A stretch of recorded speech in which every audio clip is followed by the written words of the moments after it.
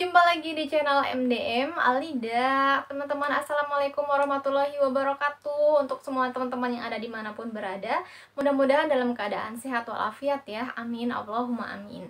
Oke teman-teman semuanya, di video kali ini aku akan menerangkan atau menjelaskan atau memberikan informasi mengenai Shopee pinjam. Nah, aku ini sebenarnya memang nggak niat untuk bener-bener minjam di Shopee pinjam ya teman-teman. Cuman dulu aku itu pernah membuat tutorial bagaimana caranya untuk meminjam di Shopee pinjam gitu ya, meminjam dana di Shopee pinjam. Nah, dan aku klik aja dan ternyata aku tuh udah kliknya itu aku klik pinjam semua ya teman-teman, sekitar kurang lebih 11 jutaan gitu ya. Dan sampai sekarang ini aku gunain dananya dalam tabungan aku, dan aku gunain untuk disimpan aja seperti itu. Dan aku lihat aku bayar aja terus per bulannya, dan setiap waktu aku bayar ya teman-teman sebelum jatuh tempo. Nah, teman-teman ada yang berminat juga untuk membuat Shopee pinjam atau mengaktifkan Shopee pinjamnya, atau mengaktifkan Shopee pinjam ini disingkat jadi S pinjam ya. Jadi ada yang mau untuk pengajuan S pinjam. Nah, teman-teman harus pikir-pikir dulu matang-matang kalau mau ngajuin S pinjam ini teman-teman ya.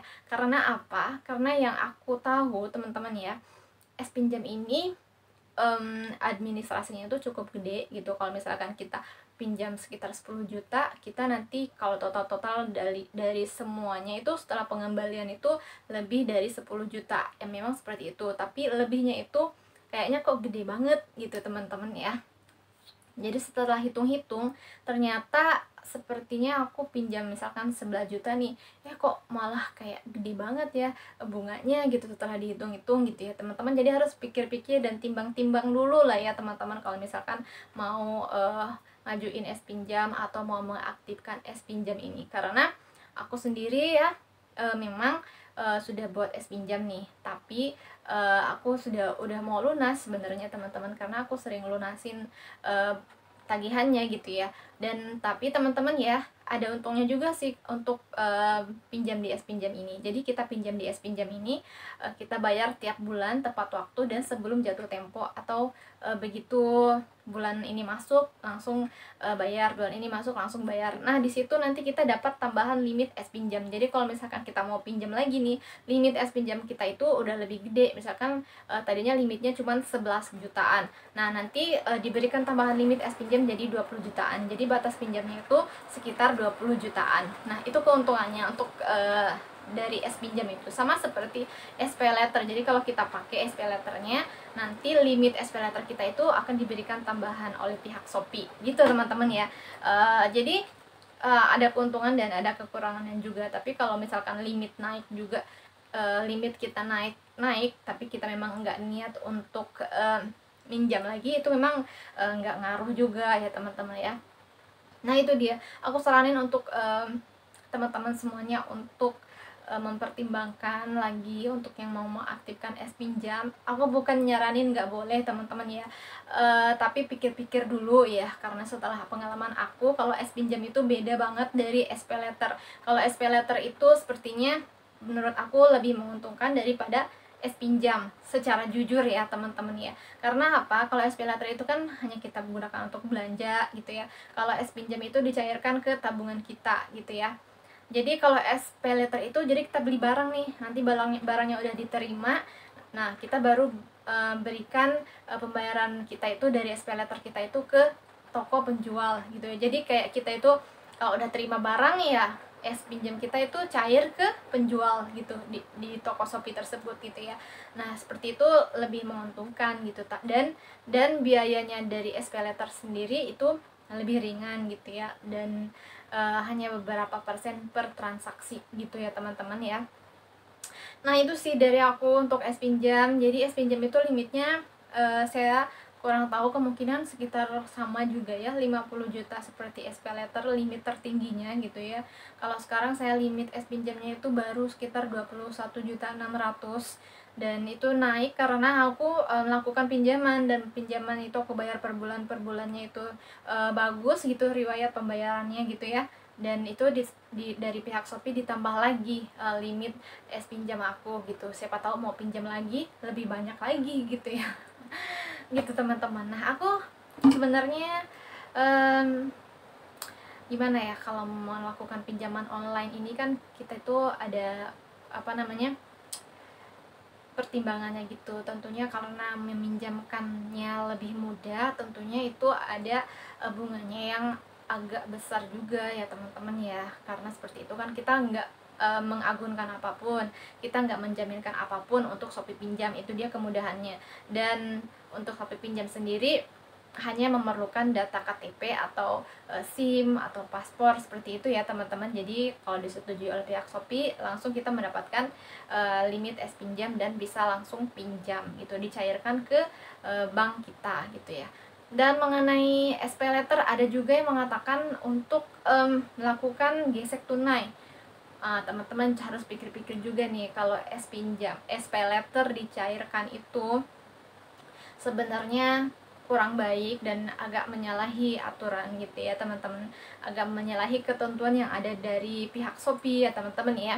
Karena SP Letter itu khusus untuk kita berbelanja di Shopee. Nah, akan aku bahas sedikit mengenai SP Letter yang katanya bisa dicairkan ke uang gitu ya. Nah, itu kemungkinan hanya sebagai pencairan aja, misalkan kita beli ke toko orang yang mau mencairkan SP Letter kita. Jadi kita seolah-olah beli barang dari orang yang mau mencairkan uang kita, dan otomatis kita tuh beli barangnya ke dia itu otomatis misalkan dalam jumlah yang besar, misalkan 1 juta, 2 juta gitu, karena untuk dicairkan ke rekening kita. Jadi dari pihak si penjual yang mau mencairkan dana itu, mereka nanti mengirimkan resi mengirimkan seperti pengiriman barang gitu dengan masukkan nomor resi, diantarkan ke alamat kita. Dan kalau misalkan barangnya udah kita terima dan klik terima, baru uang dari pembayarannya itu masuk ke si penjual yang ada di yang mau mencairkan SP Letter itu. Nah, setelah uangnya diterima oleh si penjual yang ada di yang mau mencairkan SP Letter itu, uangnya itu masuk ke akun Shopee-nya. Dari akun Shopee-nya itu nanti dia tarik ke rekeningnya dia. Dari rekeningnya dia itu baru ditransfer uangnya itu ke pihak pembelinya tadi, pembeli barang itu. Pembeli barangnya itu hanya seolah-olah membeli barang gitu, bukan membeli barang yang benar-benar. Itu kan nanti ada instruksi dari pihak Shopee-nya, pihak penjualnya itu ya teman-teman. Itu yang aku tahu dari praktek pencairan SP Letter. Tapi untuk pencairan SP Letter ini jangan dilakukan ya teman-teman, karena ini menyalahi atau ketentuan-ketentuan yang ada di Shopee, karena hanya seolah-olah menjual barang gitu ya, hanya untuk mencairkan SP Letter, dan itu menurut aku nggak mau, jangan dilakukan. Dan aku belum pernah melakukan pencairan SP Letter ya teman-teman, tapi ada juga yang menawarkan ke aku, dan ada juga teman-teman yang mau mencairkan SP Letternya gitu ya. Kalau aku nggak mau mencairkan SP Letter aku ke dana, karena memang kalau untuk dana yang cair itu bisa melalui pinjam aja gitu, pinjam dari pinjam dan masuk uangnya ke rekening kita. Kalau SP Letter biarin aja untuk belanja di Shopee teman-teman ya, hanya untuk belanja kita, untuk check out, beli barang gitu ya, bener-bener yang beli barang gitu ya, nggak usah untuk dicairkan gitu ya teman-teman ya. Kalau memang butuh banget dana, silahkan lakukan dari pinjam gitu. Kalau memang nggak ada cara lain, terus ada SP Letter, ada pinjam, nah pakailah pinjam aja gitu ya teman-teman ya.